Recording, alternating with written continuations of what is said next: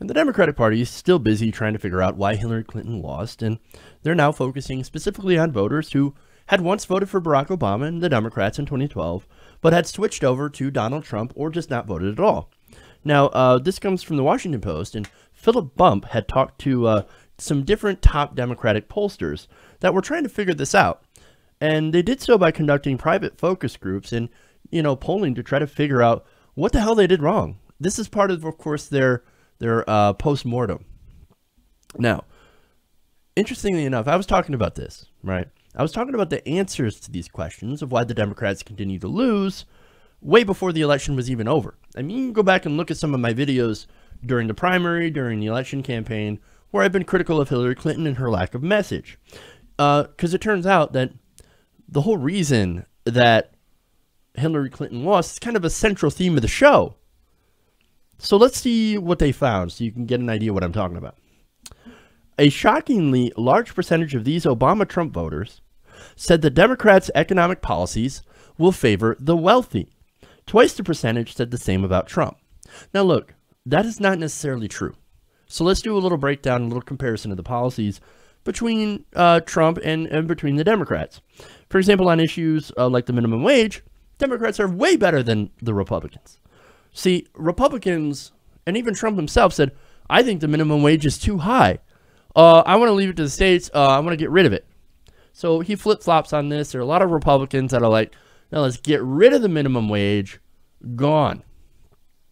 We don't like the fact that you can have a minimum standard of living. We want to pay you less. We want our corporate donors to pay you as little as humanly possible. Really. Now, the Democrats, however, well, they're better. First, of course, remember Barack Obama said, okay, let's raise it to 1010. Because right now it's at 725. That is as Bernie Sanders puts it, a starvation wage. All right. So 1010, pretty popular, right? But not popular enough. $12. Hillary Clinton ran on $12. And a lot of Democrats were like, okay, let's go with 12. Now, some Democratic politicians have actually moved past that and decided to back a $15 minimum wage, even in places like, you have like Portland, you have California that passed $15 minimum wage, New York, I believe. So there is examples of progressive policy, okay, that Democrats have adopted. Republicans, you don't see Republicans doing that. So there's a big difference in policy. The policies of the minimum wage does help regular people. Rich people hate it. Now, healthcare, for example, is also something different. Most Democrats think, well, hey, we need something. The status quo before the ACA wasn't working. Let's use the ACA and let's actually expand it. Let's fix it, right? Okay. Now, Republicans, however, well, no, let's roll it back to before the ACA when everything was awesome. Repeal and replace. Or, I mean, you could even look at Trump Care. That's the GOP plan. And it's the one that they had to hastily put together because actually the ACA was the original Republican plan. The real progressive plan is Medicare for all. And now you have, of course, Democrats, some Democrats coming around to it, others that are not. Now, that shows that there are, of course, significant differences between Democrats and Democrats and Republicans and even Republicans and Trump. For example, there are a lot of Republicans that were in favor of the TPP. Donald Trump was not. Bernie Sanders also was not in favor of the TPP, whereas you had Obama and a lot of the establishment Democrats that were in favor of it. So again, there's a lot of differences here.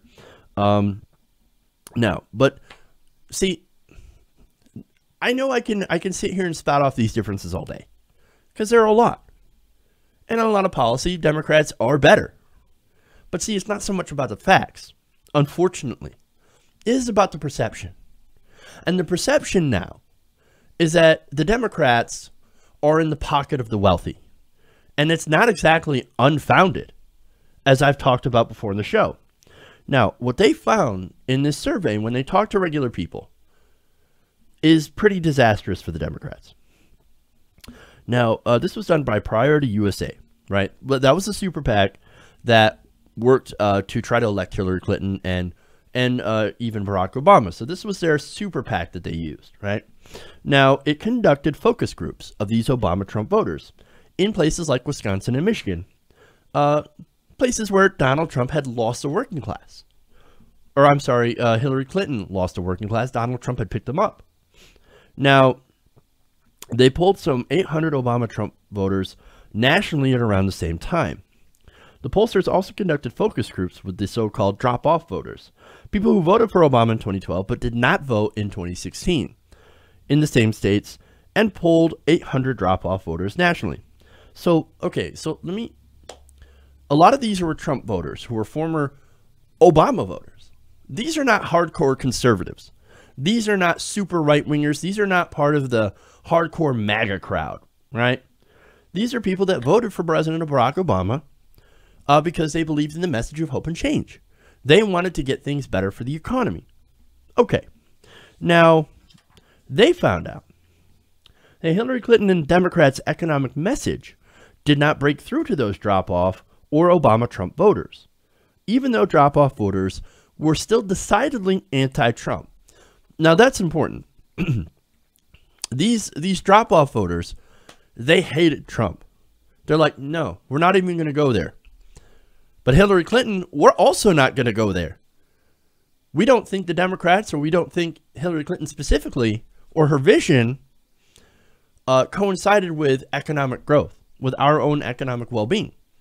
We don't agree with that. We believe that the status quo is harmful, but we also think that Donald Trump's insane. So we're not going to go there. So we're just not going to vote at all. Now, they could not believe that the Democrats would put up somebody who was the face of the status quo that has been crushing them. So they didn't want to vote for that. Now, why do I come to that conclusion instead of what's widely cited as sexism or Comey or WikiLeaks, stuff that the Democratic Party has been trying to blame on this loss? Well, the poll found that Obama-Trump voters, many of whom were working-class white people and were pivotal to Trump's victory, were economically losing ground and are skeptical of Democratic solutions to their problems. Now, I want to note, Democratic solutions, not progressive solutions, which actually tend to go a little further. Right now, the Democratic Party is stuck in a bit of neoliberalism, which is still better than being super hard right, but it continues the status quo, which has not been helping them. Like, let me give you an example. ACA has been a big step in healthcare, but it even has its problems. For example, high deductibles and higher premiums. That has been a problem for a lot of people. You can get an insurance plan, but if you have a high deductible, you can't exactly use that. So that's one of the issues facing a lot of voters. And look, there was also the mandate that was unpopular, and I understand why, but I also, and you've heard me talk about this before, or if you've heard me talk about this before, you know that I'm in favor of a mandate because that's actually how the damn thing actually is supposed to work. So, again, on those issues, right? Now, if you go in a more progressive direction, you're going to go for a living wage. You're going to go for Medicare for all. You're going to go for reducing student loan debt by making sure that people can go to college without amassing such amounts of debt. So more results, right? 50% of Obama-Trump voters said their incomes are falling behind the cost of living. Another 31% said their incomes are merely keeping pace with the cost of living. Again, that is a good case for a living wage. Why not come out behind that? Why instead? Well, no, $12, and I'm not going to actually fight for 15. That's a stupid mistake. Boneheaded. Now, not only that, but here's one of the more interesting parts. A sizable chunk of Obama-Trump voters, 30%, said their vote for Trump was more a vote against Clinton than a vote for Trump. Now that's fascinating. Nearly a third said, man, you know what, I'm voting for Trump, not because I like Trump, the guy's a moron, but I really despise Clinton. I can't vote for her, I have to vote against her. Wow. And look, I don't think it's necessarily 100% just against her. I think is against the establishment and what she represented. Now, undoubtedly, some people like Peter Dow or whatever, they're going to take this and be like, they voted against her because she was a woman. Sexism. Not necessarily, because it doesn't match anything else. Again, what we've looked at is economic policy. And Hillary Clinton, unfortunately, is somebody who backs neoliberal corporate economic policies. So, I think, again, this is a vote against what she represented, Wall Street, the elites, the banks, and the giant multinational corporations. And not necessarily her herself, because, again, you put up somebody who has those same corporate positions and who's been outed, I don't think you're going to get a better result. You run a corporate establishment person against a populist, that populist is going to win because guess what? They're using populism. They're using things that are popular. That's the whole point of being a populist. But anyway, now, to further prove my point, here are more numbers. 42% of Obama-Trump voters said congressional Democrats' economic policies favor the wealthy, versus only 21% who said the same about Trump. 40% say that about congressional Republicans as well. So don't think that the Republicans are also trusted. It was more of Trump trying to sell himself as a economic populist, which he was not. Clearly, he was a con man. He was a snake oil salesman, and I've been saying that since day one as well. But this is basically, it was a vote against the establishment. Okay? A lot of people, they looked at the establishment and said, you all favor the richest among us, which isn't necessarily false. That is very true, I believe. Now, and look, you got to look at how sad that is, by the way. We know the Republicans are 100% owned by corporations, by the rich. And again, all their policies seem to reflect that, and I talk about those on the show all the time. But the Democrats, sadly, are considered even more for the wealthy, and that is an absolute abysmal failure. A failure of messaging, because again, I could point out different policies where the Democrats are actually much better than the Republicans. And yet at the same time, that public perception is that the Democrats are now more in favor of the wealthy than the Republicans, which isn't true. Now, a total of 77% of Obama-Trump voters said Trump's policies will favor some mix of all classes. Again, that was completely false. They were wrong about that. While a total of 58% said that about congressional Democrats. Now, Trump, unfortunately, he does favor the wealthy because he is wealthy. But on the economic level, he was able to speak to some people, albeit at a third grade level, but he did speak to them. Now, Guy Cecil, chairman of Priorities USA, told the Washington Post after these results, he said, if you felt like your life wasn't getting better over 8 years, which is over the Obama presidency, where, to be fair, he faced unprecedented obstruction for a majority of his presidency, and that's not his fault, but he certainly could have used the bully pulpit a little harder. So, to try and fight against that, because, again, that leads to the perception. The fact that Obama did not grab his walking shoes and walk with the unions. The fact that he did not use the bully pulpit as effectively as I believe he should have to hammer the Republicans on their obstruction, and also making deals that actually gave more tax cuts to rich people, making 98% of the Bush tax cuts permanent. Well, that doesn't really add to the optics of, hey, I'm for regular people. So that definitely hurt the Democrats. But again, you can't ascribe all of that to President Obama because, again, saying that it's all his fault is kind of unfair considering the massive amounts of obstruction he had faced from the Republicans. But there are things that he could have done to at least change those optics. Now, certainly a subset of these voters, Cecil continues, were responsive to what Trump was selling them on immigration. But you had a lot of consistency with the Obama-Trump voters in terms of the severe economic anxiety that they face. And again, there are reasons for that anxiety. Lower, stagnating wages, lower standards of living. Middle class has been essentially squeezed by outsourcing, automation, Look, there's a lot of anxiety. There's a lot of reasons for that anxiety. And by the way, it's not just white people. Black people work too. Latinos work too. Women. We're all affected by all of these. It's not just white working class people that are affected by economic downturns. In fact, African American families have lost even more wealth under Obama than white people because of those same neoliberal economic policies. So now the poll also found that 43% of drop-off voters said their income is also falling behind the cost of living, and another 49% said those incomes were merely keeping pace. There's a lot of commonalities between these drop-off voters and the Obama-Trump voters, Cecil said. And so who do they blame? Well, they blame the rich. And again, going back to the earlier part of the poll, who do they think the Democrats stand for? In one of the focus groups, Obama-Trump voters were asked what Democrats stand for and gave answers such as these. Quote, the 1%, the status quo. They're for the party, themselves, and the party. One woman asked whether the Democratic Party is for people like her, flatly declared, nope.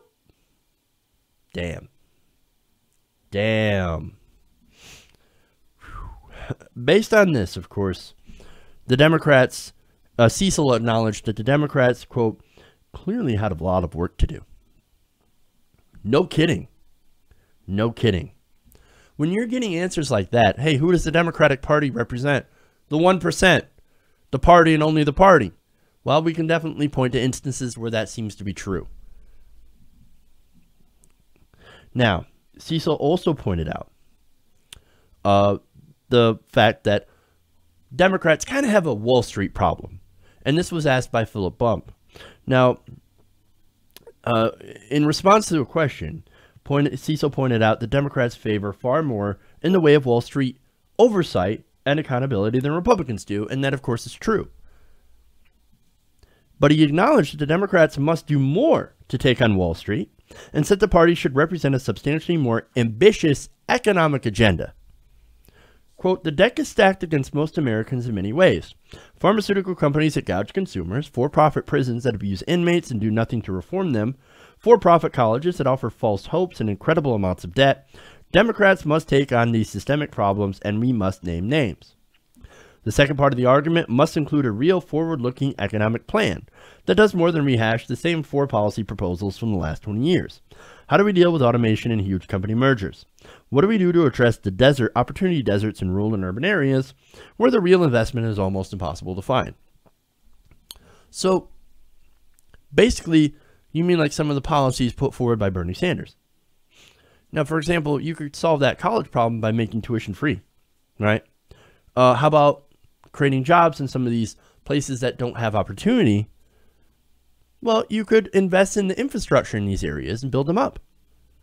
Build up rural areas. How about create a green energy revolution? Or do what Jill Stein says, a Green New Deal. Do all these things. You could invest. I mean, look, you don't need a big city to put up a wind farm. All you need is wind. Well, there's a lot of rural areas that have plenty of wind that you can harness for energy. And building that infrastructure out will actually help create jobs and create opportunity, and maybe you could build some businesses around that. So, but look, that sounds kind of like a plan that I could get behind and that the American people could get behind. Sounds great. Now, unfortunately, the poll or the post doesn't say anything about the fact that Bernie Sanders' platform already calls for a lot of this stuff. Instead, they say, to win back cautious Trump supporters, we should tie Trump to GOP policies that put the interests of the wealthy businesses before the middle class and programs they rely on. Now, I'm not saying that that isn't a bad idea. That's a great idea. And I support that. But maybe they should also continue to push these policies, these incredibly popular progressive policies, in an agenda. Again, poll after poll, issue after issue, progressive priorities win. Because they don't just favor the wealthy, because they actually help all Americans. If you do that, if you run on progressive priorities, there's a good chance that you're going to win.